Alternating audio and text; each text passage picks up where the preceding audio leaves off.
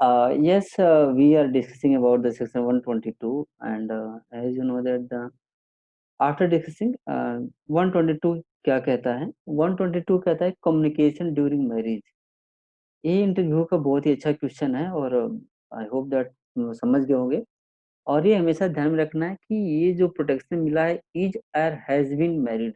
अब एक बात बता दें कि ये क्यों 122 का जुरिस्प्रूडेंस क्या है, क्यों डाला गया है। जैसे मान लीजिए कि हमने देखा कि 120 का जुरिस्प्रूडेंस ये था कि भाई वाइफ को भी लीगल पर्सनालिटी जो ऑलरेडी कंफ्यूजन था उसको दूर किया जाए। तो वाइफ को लीगल पर्सनालिटी डिक्लेयर करते हुए और वहां पे सीधा सीधा उसको हर मामले में एविडेंस देने के लिए अलाउ कर दिया गया। She is a fully competent. और तो 121 का जुरिस्प्रूडेंस क्या था, 121 का जुरिस्प्रूडेंस ये था कि अगर हम हर मामले में जजेस को कंपेल करना शुरू कर दें, हर पार्टी अगर कंपेल करना शुरू करेंगे तो क्या होगा कि हर एक पार्टी जब अपील में जाएगी तो सीधा कहेगी कि नहीं, लोअर कोर्ट के जज को अब विटनेस के रूप में बुलाइए, उसने उसके सामने मैं ये कहा, उसके सामने वो कहा। तो ऐसा क्या हुआ कि 10 केस मजिस्ट्रेट सुनने के बाद, 10 केस डिसाइड करने के बाद वो हमेशा तुम्हें अपीलेट कोर्ट के सामने विटनेस बॉक्स में ही खड़ा मिलेगा। तो इसीलिए वहाँ पे जजेज और मजिस्ट्रेट को प्रोटेक्शन दिया गया है कि भाई जजेज और मजिस्ट्रेट को कंपेल नहीं किया जा सकता। हाँ, अगर सीनियर अथॉरिटी करे, जैसे अपीलेट कोर्ट ही डायरेक्शन दे दे, हाई कोर्ट डायरेक्शन दे दे, सुप्रीम कोर्ट डायरेक्शन दे दे, सेशन कोर्ट डायरेक्शन दे दे, तब तो अलग बात है, तब तो आपको जाना पड़ेगा। तो वहां पर हमें ये था कि 121 के अंतर्गत जजेज और मजिस्ट्रेट एक पब्लिक अथॉरिटी है, दे आर परफॉर्मिंग एंड उनका रूटीन का काम यही है, उनका रूटीन का क्रिमिनल से पाला पड़ते रहता है, वही सब डिसाइड करते रहते हैं। तो 121 का जुरिस्प्रूडेंस ये था। 122 का जुरिस्प्रूडेंस क्या है? 122 का जुरिस्प्रूडेंस यही है कि जो मैरिटल रिलेशनशिप में सबसे इंपॉर्टेंट चीज क्या होती है? क्या सबसे इंपॉर्टेंट चीज इकोनॉमी होती है, सोशल स्टेटस होता है? नहीं, कुछ भी नहीं होता है। मैरिटल लाइफ में सिर्फ और सिर्फ फेथ होता है। अगर फेथ है, अगर फेथ है तो लाइफ बहुत ही आसानी से रन करेगी। वो जमीन पर भी सोओगे तो भी खुश खुश रहोगे। अगर अगर फेथ नहीं है, एक दूसरे पर भरोसा नहीं है, तो लाखों गद्दा भी बिछा लोगे तो भी नींद नहीं आएगी। सोचते रहोगे कि यार पता चले मैं सो जाऊं और भाई बगल में जाकर के कहीं साइड लाइन होकर के कहीं विजिट करके आ जाए। वही बात हस्बैंड के साथ भी है। तो फेथ होना चाहिए। तो लाइफ जो फैमिली रिलेशनशिप किस पे डिपेंड करता है? फेथ पे डिपेंड करता है। तो इसीलिए इसमें रखा गया है कि कम्युनिकेशन, फेथ कैसे स्टार्ट होगा? कम्युनिकेशन होगा। तो कम्युनिकेशन अगर हमें मालूम रहे कि अगर आज मैं अपनी वाइफ को बोलूंगा, बाई चांस बाई लक कभी डाइवोर्स हो जाए और पत्नी मेरे खिलाफ ही एविडेंस दे दे, तो मैं फंस जाऊंगा। तो इसीलिए इस फेथ को बनाए रखने के लिए, इस फैमिली इंस्टीट्यूशन को प्रोटेक्ट करने के लिए 122 को इंसर्ट किया गया है। 122, 1 मिनट। 122 का मतलब सिर्फ यही है कि इससे फैमिली इंस्टीट्यूशन एक बात, एक दूसरे की फीलिंग को आदमी शेयर करेगा बिना मतलब बिना डरे शर्मे। तो इस तरह का 122 का पर्पज है। 122 का पर्पज है to protect the family institution. लेकिन साथ साथ में ये भी ध्यान में रखना है कि उस फैमिली इंस्टीट्यूशन में अगर एक पार्टी दूसरे पार्टी के खिलाफ क्राइम करता है या डिस्प्यूट होता है, तब उस मामले में वो कॉम्पिटेंट हो सकता है। तो इसमें ध्यान में रखना है कि या तो मैरिज के दौरान अगर डिस्प्यूट होता है उसमें भी 122 अप्लाई होगा, या मैरिज के बाद डाइवोर्स हो जाए या डेथ के हो जाए, वहां पर प्रोटेक्शन होगा। कम्युनिकेशन होना चाहिए ओनली ड्यूरिंग द मैरिज। अब जो कम्युनिकेशन, जैसे कि अभी मैं बताया हूँ कि शादी से पहले का जो कम्युनिकेशन है हस्बैंड वाइफ, गर्लफ्रेंड बॉयफ्रेंड के बीच बाद में उनके बीच में, या शादी डाइवोर्स होने के बाद का जो कम्युनिकेशन है, वहां पर जो कम्युनिकेशन है वो 122 के अंतर्गत कवर नहीं होंगे और पार्टी के द्वारा वहां पे एविडेंस दिया जा सकता है। जैसे कई ऑप्शन आता है ना यहाँ पे, पढ़ ऑप्शन आता है यहाँ पे ज्वाइन ऑडियो। वो जब तक ज्वाइन ऑडियो नहीं करेगा तब तक माइक का यहाँ पे दिखेगा नहीं, माइक लिखे सिर्फ ज्वाइन करके तुम लोग बैठती है। पार्टिसिपेंट म्यूट कर लो भाई, ठीक है? मेरा एक मिनट म्यूट कर देता हूँ ऑल पार्टिसिपेंट। तुम बोलते हो यहाँ भी सुनाई देता है यार। अब इस तरह का रूल क्या है, एक्सेप्शन क्या है, अब इसमें हम आ जाते हैं रूल एक्सेप्शन क्या है। वन मिनट, वन कहाँ गया, एक मिनट, एक मिनट प्लीज वेट 1 मिनट। हाँ, रूल क्या है? रूल देखो ये है कि न ही पार्टी को कंपेल किया जाएगा, ये सबसे इंपॉर्टेंट वर्ड है कि नो कंपल्सन, कंपेल नहीं किया जाएगा। और दूसरी बात है न ही उसको परमिट किया जाएगा। अब कंपल्सन में क्या है कि अगर देना नहीं चाहता है तो कंपेल नहीं किए कर सकते, और नो परमिशन का है कि अगर देना चाहता भी है तो आप उसको मना कर देंगे। अब एक्सेप्शन क्या है, 3 इसके एक्सेप्शन है। पहला एक्सेप्शन में कंसेंट ऑफ द मेकर हो गया, दूसरा एक्सेप्शन है कि सूट बिटवीन द पार्टीज हो गया, और तीसरा एक्सेप्शन है suit of proceeding between the party हो गया। तो 3 एक्सेप्शन हो गए। रूल हो गया no compulsion, no permission, exception है consent, suit between party, proceeding between the party. अब हमने यहाँ पे 120 और 122 में डिफरेंस किया है। अब इन दोनों में डिफरेंस क्या है, इस बात को ध्यान में रखना होगा। 120 कहता है कि 120 में शुरू से ही कह रहा हूँ कि ये जो है deals about the competency of party, कि husband and wife are competent party. और ये जो डील करता है 122 एक कम्युनिकेशन बिटवीन पार्टी, एक जो है कॉम्पिटेंसी डिक्लेयर कर रहा है और दूसरा जो है कम्युनिकेशन को प्रोटेक्ट कर रहा है फ्रॉम डिस्क्लोजर से। दूसरा डिफरेंस है कि it declares husband and wife as a competent witness, it recognise independent legal personality of wife. सबसे इंपॉर्टेंट लाइन है, ये जो है वाइफ की इंडिपेंडेंट लीगल पर्सनालिटी को एस्टेब्लिश करता है। और ये जो है imposes restrictions on the husband and wife from giving evidence made during marriage. ये दूसरा पॉइंट हो गया। तीसरा पॉइंट है कि इट कवर्स एवरीथिंग, इसमें चाहे एक्ट हो चाहे कम्युनिकेशन हो, सारे के सारे मैटर इसमें कवर हो जाएंगे। लेकिन 122 जो है सिर्फ और सिर्फ कम्युनिकेशन को ही कवर करेगा, जो कम्युनिकेशन के डिफिनेशन में नहीं आएगा वो 122 में उसका रिस्ट्रिक्शन अप्लीकेबल नहीं होगा। अब इस तरह से डिफरेंस हो गया, 121 का डिफरेंस हो गया। इसके कंडीशन क्या है 122 के, इंटरव्यू में पूछेगा तो पहला कंडीशन बताना कि देयर मस्ट बी कम्युनिकेशन। 122 का कंडीशन क्या है, कम्युनिकेशन होना चाहिए। It does not cover the act or acts, Parth यहाँ लिख लो, एक्ट्स होना चाहिए, ACTS प्लूरल होना चाहिए। तो देयर मस्ट बी कम्युनिकेशन, अगर एक्ट है तो 121 122 अप्लीकेबल नहीं होगा। दूसरा कंडीशन है कि the communication must be made during marriage, शादी के दौरान ही होना चाहिए, शादी से पहले के जो कम्युनिकेशन है वो कवर नहीं होगा। जैसे मान लीजिए कि मैंने क्या किया कि मेरी वाइफ जो थी पहले मेरी गर्लफ्रेंड थी, 4-5 साल हम लोग गर्लफ्रेंड बॉयफ्रेंड की तरह रहे। इसके बाद शादी किया जब नौकरी मिल गई तब। तो इस तरह का जो कम्युनिकेशन मैं शादी से पहले का अपने गर्लफ्रेंड को बनाया था अपने, तो वो कम्युनिकेशन अगर मेरी वाइफ अगर आज मेरे खिलाफ एविडेंस देना चाहे तो दे सकती है, क्योंकि यहाँ पे जो communication must be made during marriage. इसीलिए मैंने यहाँ पे क्लेरिफाइड कर दिया हूँ आपको कि जो कम्युनिकेशंस बिफोर और after marriage does not cover under section 122। अब यहाँ पे देखिए communication must be between the husband and wife, जो कम्युनिकेशन है वो हस्बैंड एंड वाइफ के बीच में ही होना चाहिए। अगर थर्ड व्यक्ति के बीच में कम्युनिकेशन है, वाइफ अचानक सुन जाती है तो वो 122 में कवर नहीं होगा और वाइफ वहाँ एविडेंस दे सकती है। मैं यहाँ पे क्लेरिफिकेशन के लिए लिख दिया हूँ कि it does not cover communication between boyfriend and girlfriend, क्योंकि बॉयफ्रेंड एंड गर्लफ्रेंड उस समय हस्बैंड वाइफ नहीं थे। अगर जैसे ही शादी दोनों आपस में कर लिए तो वहां पर उनका स्टेटस चेंज हो जाएगा, हस्बैंड एंड वाइफ कवर हो जाएगा। फिर कह रहा है कि evidence regarding communications can not be given either during marriage या आफ्टर डिसोल्यूशन ऑफ मैरिज। 122 जो है सिर्फ मैरिज के दौरान ही नहीं, डाइवोर्स के बाद भी इस 122 कम्युनिकेशन को प्रोटेक्ट करता है, क्योंकि ताकि फेथ बना रहे, एक दूसरा का फीलिंग आदमी आसानी से शेयर कर सके। और रूल क्या है, रूल ये कहता है कि स्पाउस कोई भी पार्टी नाइदर बी कंपेल्ड, न ही आप उसको कंपेल कर सकते हैं और न ही अलाउ कर सकते हैं, neither be compelled nor be allowed, यहाँ पर भी गलत है पार्थ, या neither be compelled nor be, neither neither के साथ नारी लगेगा ना, देख लेना बाद में। Rule is that spouse can neither be compelled nor be allowed to give evidence regarding such communication. एक कंडीशन हो गया, एक केस डिस्कस कर देंगे, बस क्लास खत्म कर देंगे आज का। एक केस है, केस का नाम है राम भरोसे वर्सेस स्टेट ऑफ यूपी। सिर्फ नाम है राम भरोसे, बाकी तो धोखा ही धोखा है यहाँ पे और कुछ है ही नहीं। हाँ, राम भरोसे वर्सेस स्टेट ऑफ यूपी का केस है, बहुत ही लैंडमार्क जजमेंट है। सिलेबस में तुम्हारे नहीं है लेकिन इसके बिना 122 भी कंप्लीट नहीं होगा। राम भरोसे का फैक्ट भी मैंने पढ़ा।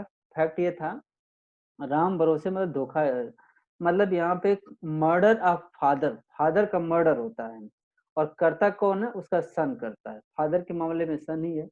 तो मतलब कि फादर का नाम क्या होता है? मुन्ना। मुन्ना और सन का नाम क्या होता है? राम भरोसे। तो पहले तो भरोसा यही टूट गया, पिता का अपने बेटे से भरोसा टूट गया। तो murder of father by his son Ram भरोसे, मर्डर कब होता है? 17 मई 1952 को इसका मर्डर होता है।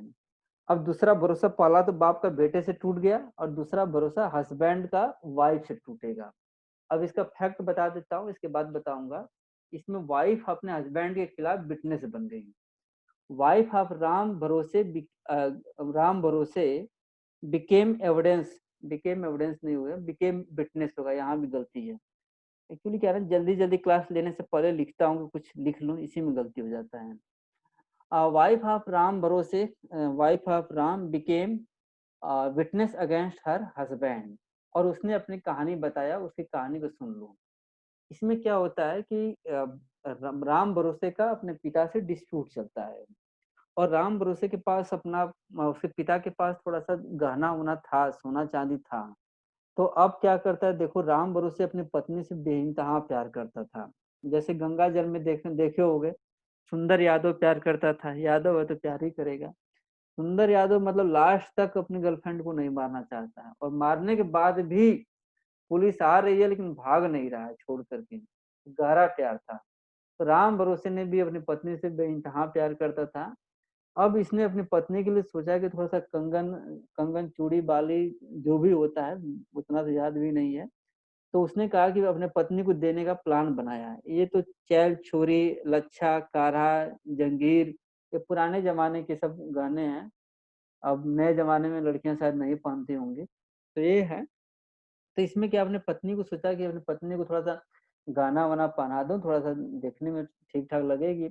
अब इसने क्या किया कि रात का टाइम, तो भोर का टाइम था, और बगल के घर में इसके माता पिता सब सो रहे थे, जो भी था, वहां पे गया, वहां पे जा करके मर्डर किया, और मर्डर करके सब सोना चांदी लेकर के आया, और ला करके अपने घर में ला करके उसे सबसे पहले भूसा के घर में गया। भूसा का घर मतलब भूसा कोठरी। भूसा कोठरी का मतलब यहाँ पर वो होता है फॉर्डर स्काम, फॉर्डर रूम होता है। जो फॉर्डर मतलब, यहाँ चारा घोटाला की बात नहीं कर रहा हूँ, फॉर्डर माने घास पानी, जो गांव घर के बच्चे अच्छी तरह जानते होंगे। तो फॉर्डर इस वाले घर में उनका अलग ही घर ही होता है, तो उसमें ले जा करके छुपा दिया। छुपा करके फिर अपना कपड़ा वपड़ा सब निकाल करके, पूरा कपड़ा निकाल करके, सारा XYZ सारा निकाल करके नहा नहा लिया। और इसकी पत्नी चुपचाप छुप करके देख रही थी कि उसका हस्बैंड दूसरे घर से आ रहा है, सीढ़ी से उतर रहा है, पूरा उसका कपड़ा सारा ब्लड में सना हुआ है, चाकू फाकू लिया है सब कुछ, और सीधा जा रहा है भूसा के घर में, जा रहा है कुछ खोज करके छुपा रहा है, आ रहा है, नहा रहा है। उसकी पत्नी चुपचाप सारी घटना को देख रही होती है। फिर इसके बाद अपनी पत्नी को जगाता है, जबकि उसकी पत्नी देख रही होती है, जागने का नाटक करती है। आती तो कहती है, पूछती है, वो कहती है कि लो तुम्हारे लिए बहुत सारा सोना चांदी गहना लेकर के आ गया। तो बोली, पूछती है कि कहाँ से लाए हो आप? तो बता दिया उसने कि मैं वहीं से लेकर, उसे बगल वाले घर में गया था, वहीं से लेकर के इसको आया हूँ। तो पत्नी सारा बात समझ गई। अब पत्नी क्या कि बाद में कुछ दिन बाद और ये बात कहकर अपनी पत्नी को गहना दे करके घर से भाग गया। पुलिस को डाउट हो गया कि जब घर से भागा है तो वही क्राइम किया होगा, और पुलिस ने क्या किया कि देर से उसको अरेस्ट कर लिया। जब अरेस्ट कर लिया तो उसके खिलाफ एविडेंस मिलना मुश्किल था, और वाइफ ने तैयार हो गई। वाइफ बोले कि हाँ, मैं अपने हस्बैंड के खिलाफ मतलब एविडेंस दूंगी। मैं इसीलिए कहता हूँ कि लड़कियों पर तो कभी भरोसा मत किया करो, एक बार लड़का मिले भरोसा कर लिया करो, जिसके लिए काम करोगे वही धोखा देगी। अब पत्नी के लिए देखो, मतलब मर्डर तक कर दे रहा है, गाना ला करके दे रहा है, सब कुछ कर रहा है, और पत्नी उसके खिलाफ एविडेंस देने के लिए तैयार हो जाती है। तो पत्नी ने सारा एविडेंस उसके खिलाफ दे भी दिया। जब एविडेंस दे दिया पत्नी ने, तो हस्बैंड ने आर्गुमेंट किया। हस्बैंड ने कहा कि जो मेरे पत्नी एविडेंस मेरे खिलाफ दे रही है, वो कम्युनिकेशन है, अंडर सेक्शन 122 के अंतर्गत, और so wife is not competent to give evidence, और उस कम्युनिकेशन का वाइफ एविडेंस नहीं दे सकती। अब सुप्रीम कोर्ट ने क्या किया, सुप्रीम कोर्ट ने इस स्टेटमेंट को दो पार्ट में डिवाइड किया। ये देखो स्टेटमेंट है, होल स्टेटमेंट को मैंने कॉपी पर पेस्ट कर दिया है। इस स्टेटमेंट को सुप्रीम कोर्ट ने दो पार्ट में डिवाइड किया। सुप्रीम कोर्ट ने कहा कि वाइफ ने जो कुछ छुप करके देखा, वाइफ ने देखा कि वो चुपके से आ रहा है, भूसा वाले घर में जा रहा है, छुपा रहा है, नहा रहा है, फिर कपड़ा बदल रहा है, कपड़ा पहन रहा है, तो ये सारे के सारे चीजें कम्युनिकेशन नहीं हुआ। कम्युनिकेशन कहाँ से शुरू हुआ? कम्युनिकेशन वहां से शुरू हुआ जब हस्बैंड उसके हाथ में गहना रख रहा है और कह रहा है कि लो इसको रख लो, और वाइफ जब पूछती है कि नहीं, जब उसने कहा कि लो इसको रख लो, वहीं से कम्युनिकेशन स्टार्ट हो गया। तो सुप्रीम कोर्ट ने कहा कि जो कुछ वाइफ ने देखा, जो भी एक्टिविटी देखा, वो एक्ट के डिफिनीशन में आएगा, वो कम्युनिकेशन के डिफिनीशन में नहीं आएगा। तो वाइफ के हाफ पार्ट को कोर्ट ने एविडेंस के रूप में एक्सेप्ट किया, जो कुछ उसने देखा था, और जो उसने सुना था, हस्बैंड ने जो कहा था, उसको कम्युनिकेशन माना, और उसको 122 के अंतर्गत अलाउ नहीं किया गया, मतलब उस पार्ट को एविडेंस के रूप में एडमिसिबल नहीं हुआ। इस तरह से सुप्रीम कोर्ट ने दो पार्ट में डिवाइड किया है। देखो, मैंने भी वाइफ की स्टेटमेंट को दो पार्ट में डिवाइड किया। एक्ट क्या है? एक्ट नहीं होना चाहिए, एक्ट्स होना चाहिए, पार्ट लिख लेना इसको। एक्ट्स जो है, वाइफ ने जो कुछ भी देखा, आया, नहाया, धोया, सब कुछ एक्ट है। और कम्युनिकेशन क्या है? जब उसने कहा कि I had asked him about this this this, तो कम्युनिकेशन हुआ। तो हमने इस केस को दो पार्ट में डिवाइड किया। 122 को हमने इस केस के पर्सपेक्टिव में डिवाइड किया। तो 122 कम्युनिकेशन की बात करता है, कहता है कि section 122 is applicable only in case of communication. It means whatever does not come under the category of communication, in that case other party is competent to give the evidence. अब मैं लिखा हूँ कि section 122 is not applicable in case of acts. It means in case of act, party is competent to give the evidence. Whatever Ram said with his wife, Ram means Ram भरोसे ने जो भी अपनी पत्नी से कहा, वो कम्युनिकेशन था। और पत्नी ने जो कुछ उस एक्टिविटी को देखा था उसके पहले, वह एक्ट था। अब जब बाई, तो wife was not allowed to give evidence, it will be hit by 122, क्योंकि उसने कम्युनिकेशन था। लेकिन जो एक्ट था, act is admissible, it will not be hit by 122। एक बात और मैं बता दूं नॉलेज के पर्पज से, कई बार जो होता है, एक्ट और कम्युनिकेशन एक दूसरे से मिंगल होते हैं। जैसे मान लीजिए कि हस्बैंड ने अपनी पत्नी को गाना थमाते हुए कहा कि लो ये गाना मैं तुम्हें लाया हूँ, तो ये एक्ट भी है और साथ साथ में कम्युनिकेशन है। तो जो हाथ से हैंड ओवर कर रहा है वो एक्ट है, जो मुंह से बोल रहा है वो कम्युनिकेशन है। लेकिन कम्युनिकेशन और एक्ट इस तरह से मिंगल है, तो होल पार्ट को आप कम्युनिकेशन के डिफिनेशन में ही रख लेंगे। क्यों? क्योंकि हमारा पर्पज ये to protect the family institution, इसलिए यहाँ पर हम हार्ड एंड फास्ट इसको अप्लाई नहीं करेंगे। जो टोटली सेपरेट पार्ट है कम्युनिकेशन से, उसी को हम कवर करेंगे। इस तरह से कंक्लूजन सुप्रीम कोर्ट ने ये ड्रा किया कि supreme court concluded that act was admissible. इसके दो पार्ट थे, एक्ट जो भी था वो एडमिसिबल था, लेकिन जो कम्युनिकेशन था was hit by, was not admissible. Admissibility of communication was hit by 122। तो इस तरह से हमने राम भरोसे केस को डिस्कस कर दिया। तो आपने देखा होगा, बस मैं 2 मिनट और लूंगा, बस थोड़ा सा ब्रीफ कर देता हूँ। समराइज ब्रीफ है, समराइज कर देता हूँ। तुम लोग भी कहोगे कि सर पा जाते हैं तो खींच देते हैं। समराइज बस इतना ध्यान में रखना है कि 122 सिर्फ कॉम्पिटेंसी की बात करता है, एक वर्ड है। 122 कॉम्पिटेंसी की, सॉरी 120 कॉम्पिटेंसी की बात करता है, और 122 जो है कम्युनिकेशन की बात करता है। बस इतना ही अंतर है। 121 क्या है? 121 में सिर्फ वर्ड कंपेल लिखा हुआ है, अगर वॉलंटरली कोई देना चाहे तो दे सकता है। और यहाँ पे 3 मामले हैं जब जज और मजिस्ट्रेट एविडेंस दे सकते हैं। पहला मैटर है कि वो वॉलंटरली हो या स्पेशल ऑर्डर हो, जैसा कि इलस्ट्रेशन, जैसा कि ये इलस्ट्रेशन ए और बी है, सुपीरियर कोर्ट में लिखा है ना कि except upon the special order, इस तरह का दे सकते हैं आप। तो मतलब ये हुआ कि मेन बॉडी के साथ साथ एक्सेप्शन भी है। और तीसरा पार्ट ये है कि जब वो अदर फैक्ट हो, पर हमने वॉलंटरली देना चाहे दे सकते हो, इन वॉलंटरली में स्पेशल ऑर्डर हो सकता है। और यहाँ पर यह है कि मजिस्ट्रेट अदर फैक्ट्स के रिगार्डिंग दे सकता है। और जब हम बात आएंगे 122 के अंतर्गत, तो 122 के अंतर्गत रूल यही है कि हस्बैंड को ना ही कंपेल किया जा सकता है अदर पार्टी को, और ना ही अलाउ किया जा सकता है। जैसे तुम लोग अभी अभी देखे हो कि इसमें राम भरोसे केस में वाइफ को जो उसने स्टेटमेंट दिया था, कम्युनिकेशन दिया था, उस मामले में एविडेंस देने से मना कर दिया गया। उस मामले में कहा गया कि वो वाला पार्ट एडमिसिबल नहीं होगा, वो पार्ट 122 से हिट कर जाएगा। तो आप देख रहे हैं कि वो देना तो चाहती थी, लेकिन उसको परमिट ही नहीं किया गया। क्योंकि दोनों वर्ड है यहाँ पे, अगर इसको परमिट हटा देते, अगर वो देना चाहती तो आप ले सकते थे। तो जो वर्ड है, जो उसके सेकेंड पार्ट को अलाउ नहीं किया गया, उसका मेन रीजन क्या था? उसका मेन रीजन था कि यहाँ पे लिखा हुआ कि not shall he be permitted to disclose any such communication. 3 exception है, कंसेंट है, civil proceeding between husband and wife, criminal proceeding between husband and wife, और आपने देख लिया होगा नो कंपल्सन, कंपेल भी नहीं करेंगे, परमिशन भी नहीं देंगे। 3 मामले में अलाउ है, कंसेंट है, सूट है, proceeding between husband and wife है। 120 और 122 का डिफरेंस है। तो 120 डिक्लेरेटरी नेचर का है। वाइफ तो मिडिल एज में आने के बाद देखिए बस एक एंशियंट टाइम में she was not a legal personality, but middle age में आते आते, रेनेसा पीरियड के बाद आते आते उसको लीगल पर्सनालिटी दे दी गई थी। तो 120 जो उसी का डिक्लेरेशन है कि she is competent in this circumstances. और 120 जो है सब्जेक्ट टू 122 है, क्योंकि यहाँ पे तो है कि आप you are competent in every circumstances, लेकिन कम्युनिकेशन के मामले में आपको कुछ रेस्ट्रिक्शन है।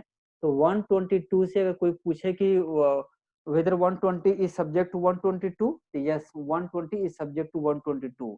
जैसे मैं कह दूं कि नेहा कॉम्पिटेंट एविडेंस दे सकती है, लेकिन but she can not give the evidence in regarding the communication. इसका मतलब क्या हुआ कि 120 इज सब्जेक्ट टू 122। मजिस्ट्रेट है, मजिस्ट्रेट और 122 में डिफरेंस यही है, यहाँ पे अलाउ है, वॉलंटरली देना चाहे तो दे सकता है। यहाँ पे वॉलंटरली भी अलाउ नहीं है, किसी भी सर्कमस्टांसेस में अलाउ नहीं है। फैमिली इंस्टीट्यूशन को प्रोटेक्ट करना चाहते हैं। कंडीशन क्या है कि कम्युनिकेशन होना चाहिए, एक्ट को कवर नहीं होना चाहिए। जैसा अभी अभी हमने देखा राम भरोसे केस में, जो उसका एक्ट वाला पार्ट था उसको हमने एडमिट किया, और जो कम्युनिकेशन वाला पार्ट था उसको हमने रिजेक्ट कर दिया। फिर हमने देखा communication must be made during marriage, या आफ्टर या बिफोर मैरिज है, वो कवर नहीं होगा। लेकिन ये है कि जो एक बार स्टेटमेंट बना दिए गए हैं, डाइवोर्स के बाद भी प्रोटेक्शन अवेलेबल होगा, मतलब once a protection is always a protection. और इस तरह से हमने राम बुरसे केस को भी समराइज किया। और राम बुरसे केस में सुप्रीम कोर्ट का 2 पार्ट है कि अगर कम्युनिकेशन है अलाउ नहीं है, लेकिन कम्युनिकेशन के डिफिनेशन में नहीं आता है, एक्ट है, तो वहां पे अलाउ कर दिया जाएगा। इस तरह से हमें लगता है कि तुम लोग समझ भी गए होगे, और तुम लोगों को जितना मैं धन्यवाद कहूँ उतना कम ही है। क्योंकि सबसे बड़ी बात है कि तुम लोग रात को जगते हो, तो मैं देखता हूँ नंबर कुछ ज्यादा है तो मुझे अच्छा लगता है, इसी बहाने मैं भी थोड़ा सा अच्छा लगा मुझे। बहुत बहुत धन्यवाद तुम लोगों का। और ठीक है तब अब रखें, चलो गुड नाइट। सर हाँ सर क्वेश्चन था एक। हाँ, बोलो बोलो। सर 121 के हिसाब से सर, जो मतलब कोई भी सबऑर्डिनेट कोर्ट, अगर मतलब कोई भी सुपीरियर कोर्ट है, हाँ तो वही आपको स्पेशल ऑर्डर दे सकता है, जज या मजिस्ट्रेट को। हाँ, तो नहीं सुप्रीम कोर्ट के आगे सर, अगर सुप्रीम कोर्ट का जज है तो उसको कौन ऑर्डर देगा सर? देखो हायरार्की में चलेगा ना।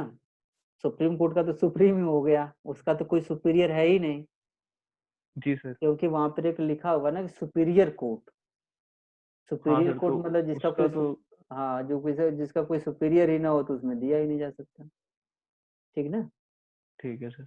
हाँ ठीक। सर। ओके। और हाँ सर एक और डाउट था कि जैसे कि अगर मतलब मैं ऑन ड्यूटी एक जज हूँ, हाँ और मैं कोई क्राइम होते हुए देख लेता हूँ, बट हाँ। वो केस किसी और जज के पास जाता है, तो सर मैं मतलब नॉर्मल पर्सन ट्रीट होऊंगा कि जज ट्रीट नहीं होऊंगा? देखो, एक बात बता दूं, उसका जब इलस्ट्रेशन ए और बी पढ़ोगे तो कब ऑन ड्यूटी माना जाए, कब ऑफ ड्यूटी माना जाएगा। जैसे मैं मान लीजिए कि तुम जज हो और मैं क्राइम हूँ, मैंने सुमित के खिलाफ क्राइम किया है, और सुमित का केस चल रहा है, ट्रायल चल रहा है, और सुमित के मामले में मैं जो जो झूठा बोलता हूँ, जैसे मैं ओथ पर देता हूँ ना, विटनेस के रूप में कोई विटनेस आ गया, तो विटनेस अगर झूठा देते हैं तो वो भी है, या एक्चुअली कोई एविडेंस देता है जो मतलब फॉल्स एविडेंस देता है, तो उस तरह के मैटर में मैं उसी मजिस्ट्रेट को दे रहा हूँ, उसी ट्रायल, उसी ड्यूरिंग, उसी प्रोसीडिंग के दौरान दे रहा हूँ। तो इस मामले में कोर्ट ऑन ड्यूटी माना जाएगा। लेकिन कोर्ट जज बैठा हुआ है, उसी में बीच में बासा बसी, जैसे लोअर कोर्ट में जाओगे ना बेल लेने के लिए, तो बहुत बसाबसी होती है, बहुत मारपीट होती है लोअर कोर्ट में। अभी अभी मैं एक केस डिस्कस किया था, चंदन का केस डिस्कस किया था, इलाहाबाद हाई कोर्ट का जजमेंट था, सुप्रीम कोर्ट का जजमेंट था। उसमें एडवोकेट ने जज ने बेल नहीं दिया लोअर कोर्ट ने। लोअर कोर्ट उसने उसके चेम्बर में घुस करके उसको गाली गलौज किया और उसने उसको मारपीट भी किया। और एक केस जो था यूपी के इंटरव्यू में कई बार कई बच्चों से पूछा भी था, और मैंने जो इंटरव्यू का जो सेट तैयार किया था 128 पेज का, उसमें लिखा भी हूँ। तो वहां पे जज के चेम्बर में घुस करके मारपीट कर रहे हो, तो वहां पे जज जो है he is not doing as official work. उस मामले में वो विटनेस बन सकता है, एविडेंस दे सकता है, और उस मामले में कंपेल भी किया जा सकता है। जैसे मान लीजिए कि एक्यूज बहुत दमदार था, उसने धमका दिया, कहा कि देखो अभी तो मारा हूँ इतनी मार, लेकिन अगर कंप्लेन करोगे या विटनेस बॉक्स में अगर खड़े हो जाओगे तो तुम्हारे बेटा बेटी को भी काट करके फेंक दूंगा। अब वो इतना डरा समा हुआ है, वो एविडेंस देने के लिए तैयार ही नहीं हो रहा है, या एफआईआर नहीं देने जा रहा है, या एफआईआर नहीं करा रहा है। लेकिन अगर जज को पब्लिकली मार दें आप इस तरह से, और कंप्लेन भी ना हो, तो मान लीजिए कि क्या होगा, जज का रेपुटेशन क्या होगा। ठीक है कि आपका इंडिविजुअल प्रॉब्लम है, लेकिन ये होल कम्युनिटी, होल जजेस पर भी तो एक ब्लेम हो जाएगा ना। वहां पे सुओ मोटो कोर्ट एक्शन ले लेगा, कोर्ट एक्शन ले लेगा और आपको विटनेस में बुला लेगा, और आपको डर लग रहा है कि अगर मैं विटनेस में चला गया तो मेरे बेटे को गोली मार देगा वो, तो वहां पर आप डिफेंस नहीं ले सकते, वहां पर आपको कंपेल किया जा सकता है, और वहां पे आपको एविडेंस देना पड़ेगा। इस तरह का फैक्ट है। इसको ना एक बार इलस्ट्रेशन पढ़ लेना, फिर बातचीत होती रहेगी, थोड़ा सा देख लेना, ठीक ना। जी सर, जी सर। चलो, हाँ ठीक रखें तब। धन्यवाद सर। ठीक है, तो सर एक डाउट है, पूछूं सर? हाँ पूछ लो भाई, कहाँ से क्या सर हाँ जैसे बोलो। जैसे ये ऑन ड्यूटी और ऑफ ड्यूटी जो मजिस्ट्रेट की बातें हुई, हाँ तो सेक्शन 44 में, सीआरपीसी के सेक्शन 44 में ये कहता है कि मजिस्ट्रेट के जुरिस्डिक्शन में हाँ अगर कोई क्राइम होता है तो वो उसे अरेस्ट करवा सकता है या हाँ कर भी सकता है। हाँ। तो वहां से हम क्या ये कंक्लूजन निकाल सकते हैं कि मजिस्ट्रेट जो है ऑलवेज अपने जुरिस्डिक्शन में ऑन ड्यूटी रहता है?